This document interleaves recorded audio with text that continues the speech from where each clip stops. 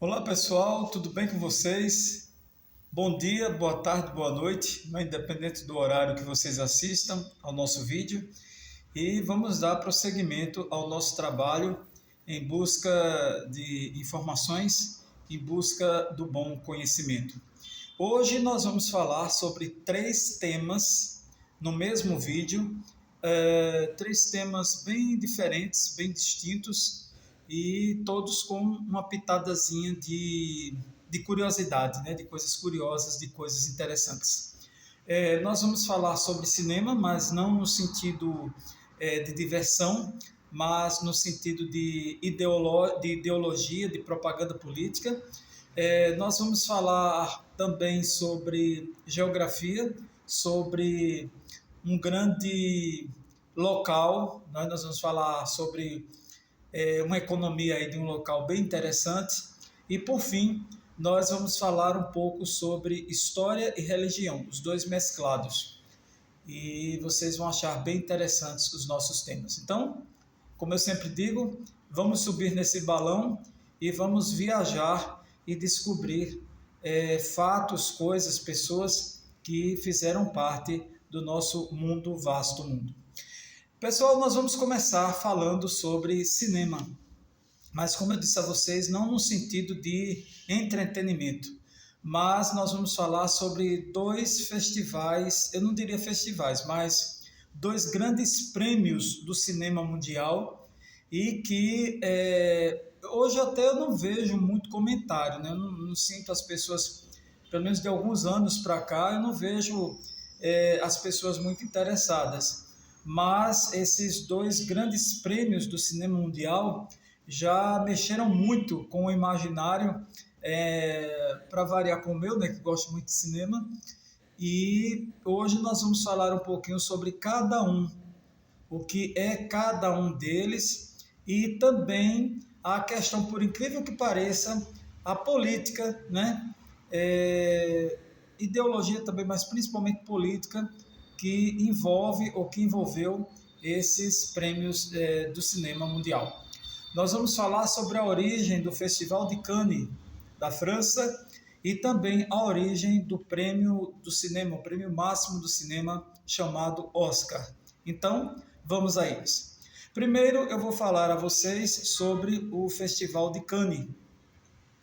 Cannes é uma região da França, nós sabemos, e o festival ele data do século passado, do ano de 1935, quando um representante do ministério, digamos assim, um ministério ligado à cultura da França, chamado Jian Zhei parece nome chinês, mas é francês, Jian Zhei, ele já tinha essa ideia de fazer um festival, de fazer um prêmio, de incentivar a arte cinematográfica, mas quando ele foi criar, quando ele foi para um evento cinematográfico, um evento de arte, ele discursou e numa mostra de cinema em Veneza, ele criticou exatamente o governo fascista de então, que queria tomar conta de tudo, né? Queria ditar normas, ditar regras e principalmente na questão da arte.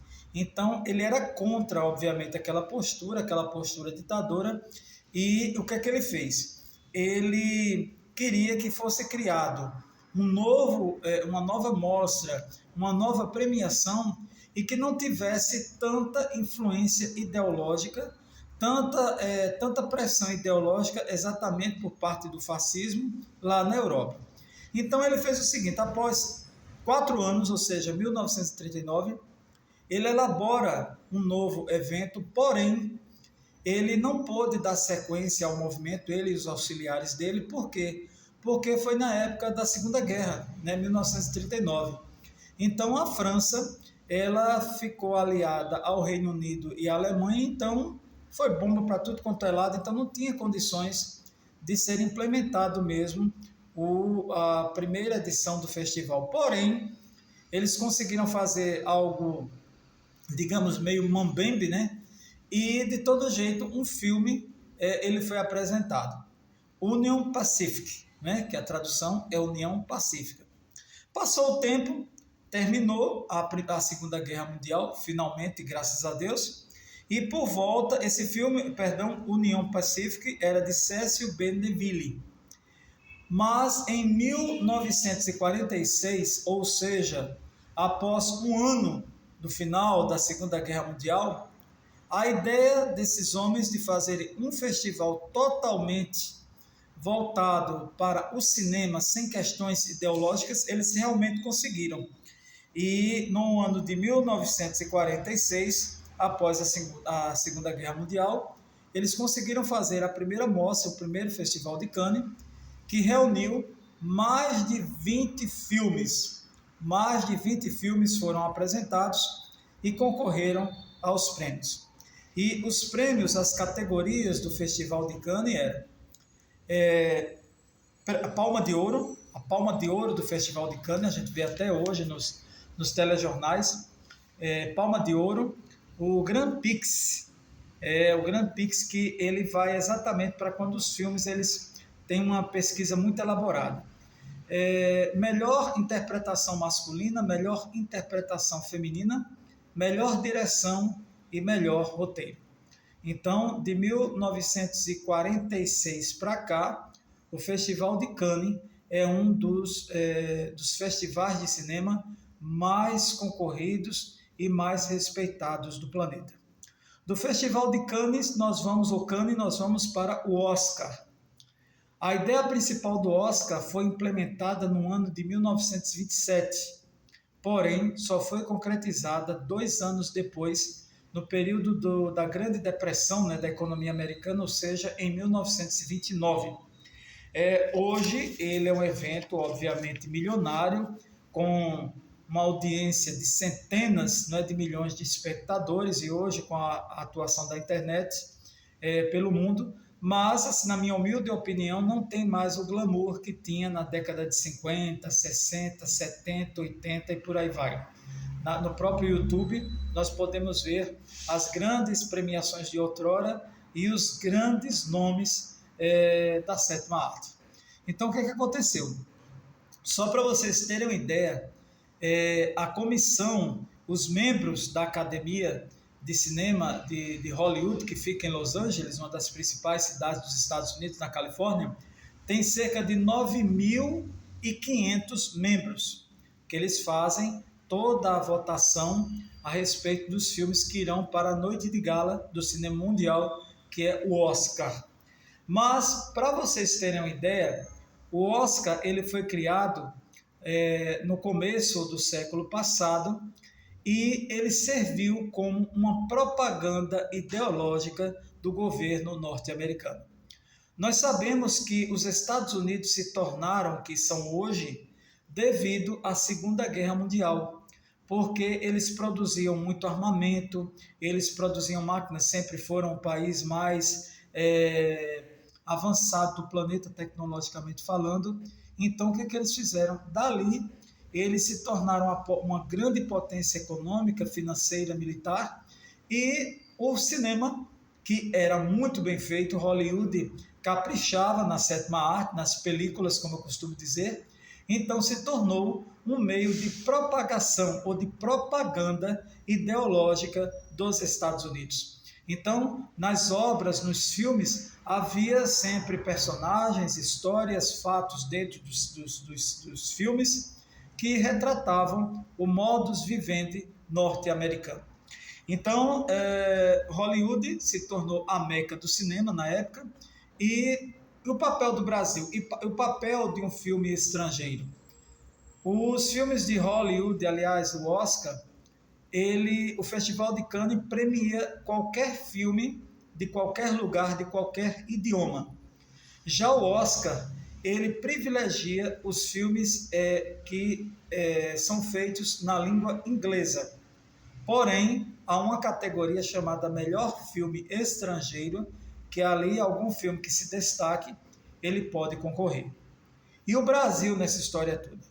O Brasil já foi indicado ao Oscar em 4 situações. Só de filme, no quesito filme, foram os filmes Central do Brasil, O Beijo da Mulher-Aranha e A Cidade de Deus. e a atriz indicada foi Fernanda Montenegro. Então, eu já contei para vocês as diferenças que tem entre os dois. O Festival de Cannes, ele é realizado na Europa, mais precisamente na França, e ele premia qualquer filme com que seja um idioma, não é obrigatório ser o francês ou inglês, qualquer idioma. E já o Oscar, ele é realizado nos Estados Unidos, mais precisamente em Los Angeles, e ele premia especialmente os filmes dedicados aos filmes no idioma inglês. Então aí nós sabemos um pouco sobre o que foi, o que é, o que ainda será, talvez daqui a algum tempo, o Festival de Cannes e o grande Oscar, o grande prêmio do cinema mundial chamado Oscar americano.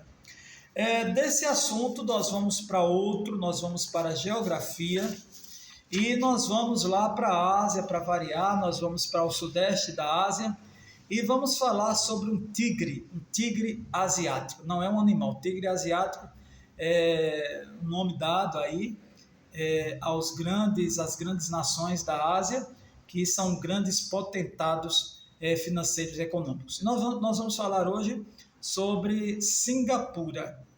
Singapura, exatamente. Singapura, que eu fui pesquisar, fui fazer essa pauta e trazer para vocês, é um lugar bem interessante. Singapura é uma cidade-estado, né? A gente aprendeu que cidade-estado é Esparta, mas não foi só Esparta. Nós temos hoje 3 cidades-estado. Nós temos Singapura, nós temos o Vaticano e nós temos o Principado de Mônaco. Nós temos aí Vaticano e o Principado de Mônaco, que ficam na Europa, e Singapura, ou Singapore, que fica na Ásia. Singapura tem cerca de 6 milhões de habitantes e a sua extensão territorial é de mais de 720 quilômetros quadrados. Ele fica, como eu já falei a vocês, fica no Sudeste Asiático. Essa cidade-estado ela é banhada pelo Oceano Índico. Ela tem uma ilha e formada por uma ilha principal e mais 60 ilhotas. A capital, a cidade-estado se chama Singapura e a capital também é Singapura, como aqui no Brasil. Estado do Rio de Janeiro, capital Rio de Janeiro. Estado de São Paulo e capital cidade de São Paulo. Então, o mesmo sistema ocorre lá na Ásia com Singapura. O clima é tropical de monção. O que é um clima tropical de monção? Monção que tem ventos determinantes em 2 estações do ano bem definidas. Eles têm 2 estações e os ventos é que determinam exatamente esse clima. O relevo é de planície e a vegetação é uma vegetação escassa formada por florestas. A população é formada essencialmente por malaios, por chineses e indianos. Para vocês terem uma ideia, né? Os grupos, digamos assim, étnicos que fazem parte de Singapura. Singapura é um dos principais centros tecnológicos e econômicos da Ásia. E um dos principais, né? Porque é extremamente desenvolvido, tem um altíssimo IDH, Índice de Desenvolvimento Humano, tem uma alta taxa de densidade demográfica e é um país de uma cidade-estado, digamos assim, com grandes destaques financeiros, econômicos e tecnológicos com relação ao mundo todo. Já foi colônia britânica e ficou independente no ano de 1965, mas o seu apogeu, o seu desenvolvimento financeiro começou bem antes, começou no ano de 1960, para vocês terem uma ideia. É uma das maiores, ele tem uma grande diversidade cultural, linguística também e religiosa, Singapura. Outros dados interessantes é que o nome oficial de Singapura é República de Singapura. O adjetivo gentílico é o singapurense. Os idiomas são o inglês, o mandarim, o malaio e o tâmil. A moeda é o dólar de Singapura e eu vou falar aqui a vocês sobre 3 pontos turísticos que vocês podem pesquisar na internet e são bem bonitos. Eu pesquisei para fazer essa pauta, para fazer esses vídeos para vocês. Eles têm 3 pontos turísticos que são, primeiro, O Resort Marina Bay Sands é uma baía que fica num dos centros urbanos mais populares daquele país. É um resort. Temos também a Super Tree Grove, que é uma espécie de bosque formado por grandes árvores artificiais com cerca de 50 metros de altura. E o último é o próprio Jardim Botânico de Singapura. Então, vale a pena a gente dar uma olhada, né? Quem não tem condições de viajar, né, pegar um avião e ir para lá, pode ver no YouTube, pode ver, fazer sua pesquisa e ver uma cidade-estado bem interessante que é Singapura. Para quem já assistiu muitos concursos de Miss Universo, aí as representantes, elas diziam, os próprios apresentadores diziam Miss Singapore, né? Mas é Singapura, né? Singapore porque é em inglês. Então eu ficava naquela dúvida, peraí, eu há muito tempo atrás eu estudei com um menino lá, que hoje ele é médico, e a família dele viajava muito, eles tinham condições. Aí disse, olha aqui, minha caneta, ela é made in Singapore. Aí eles, não, ele é muito inteligente, eles são Singapura. Aí eu fiquei, desde aquela época eu fiquei, matutando, finalmente, Singapura é o quê? É uma cidade, é um país, é o quê? E hoje, finalmente eu realizei meu sonho e passar também para vocês que Singapura é uma cidade-estado. Serviria até para uma questão, né? A, B, C, D, E, para você marcar o que é que Singapura pode ser. Pode ser ou é cidade-estado, país, o que é, e ser uma pegadinha aí, uma casca de banana, numa prova fica aí a sugestão. E de geografia nós vamos para religião, exatamente. Nós vamos para a religião e nós vamos falar também sobre um grupo que há muito tempo eu li um livro que falava sobre eles, mas na época eu não consegui muito concatenar quem foi esse grupo e qual a importância dele na Europa. Nós vamos falar sobre os chamados Cavaleiros Templários. Cavaleiros Templários, não Cavaleiros Templáticos, Cavaleiros Templários. E o que foi isso? Na verdade, meus amigos, os Cavaleiros Templários foram uma ordem militar e religiosa que aconteceu na França, que surgiu na França no século XII. E eles participaram da Primeira Cruzada, e eles, não é que eles eram ligados à Igreja Católica e eles eram subordinados a ela. A criação desse grupo foi no ano de 1119 por Hugo Páez, com o objetivo de participar dos combates realizados pelas cruzadas, e o foco deles era a Terra Santa, ou seja, Jerusalém, realizar um trabalho de proteção. O grupo foi implementado em 1119, porém só foi implementado, digamos assim, oficialmente no ano de 1129. A função principal era ajudar os cristãos ao retomarem o controle, digamos assim, da Terra Santa, ou seja, Jerusalém, que foi tomada pelos muçulmanos já naquela época. As características é que eles existiram por 2 séculos, eles não se sustentavam por si mesmos, eles viviam de doações, o comércio ajudava eles, os homens de dinheiro, digamos assim, daquela época, que ajudavam, eles faziam voto de pobreza, essas viagens permitiu que financiassem esforços militares cristãos na Terra Santa e por toda a Europa. Eles atuavam na Europa, no Oriente Próximo e também na própria Terra Santa. Havia uma estrutura hierárquica, ou seja, havia o grão-mestre e também os oficiais de menor patente. A roupa deles é que era interessante porque na própria vestimenta eles tinham uma cruz vermelha, né, nos escudos, e um manto branco. Eles vestiam um manto branco e aqui tinha uma cruz vermelha, como se fosse um escudo nas suas indumentárias. O que aconteceu foi que eles fizeram um trabalho lá deles, né, no modo operandi dele, e teve gente que não gostou muito, né, dessa situação, que foi o rei Filipe IV da França. Ele não se sentiu muito satisfeito, e nós sabemos, quem gosta de estudar história, que a nobreza e o clero andavam lado a lado, né? Principalmente nesse período, que esse período teve o final da antiguidade, esse período foi a Idade Média, né? Então, o que foi que aconteceu? Preocupado com o aumento do poder dos templários, eles se tornaram uma ordem extremamente poderosa. O então Papa Clementino, influenciado pelo rei Filipe IV, dissolveu a ordem em 1312.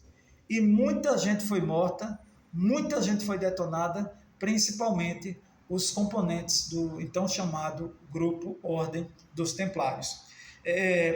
Uma curiosidade deles é que o santo patrono dos Templários, o nome dele era São Bernardo de Claraval, e ele viveu de 1090 a 1153. E ele era o padroeiro dos apicultores. E o que são apicultores ou apicultura? É aquele pessoal que trabalha na produção lá do mel de abelha, que na verdade quem produz o mel é a própria abelha. Então ele era o padroeiro dos apicultores e se tornou o protetor, o santo protetor dos chamados cavaleiros templários. Eles tinham um lema. O lema deles era: não para nós, Senhor, mas para a glória do seu nome. O último grão-mestre dos templários foi Jacques de Molay, que nasceu em 1249 e faleceu em 1314. Ele foi injustamente condenado à fogueira, como eu falei aí para vocês antes, né? Eles sofreram bastante, além de outros componentes acusados de heresia pelo então rei francês Felipe IV. Foram cerca de 20 mil cavaleiros templários durante toda a sua história, durante toda a sua sobrevivência. E outra coisa que eles sofreram muito foi exatamente o problema das calúnias e difamações propagadas pela própria nobreza.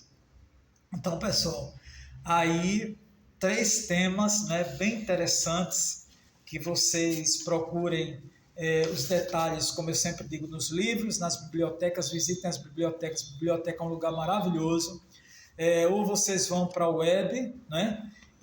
Ou então vocês comprem livros nas boas bibliotecas que ainda restam, aliás, livrarias que ainda restam pelo país, e busquem o conhecimento, porque é muito bom.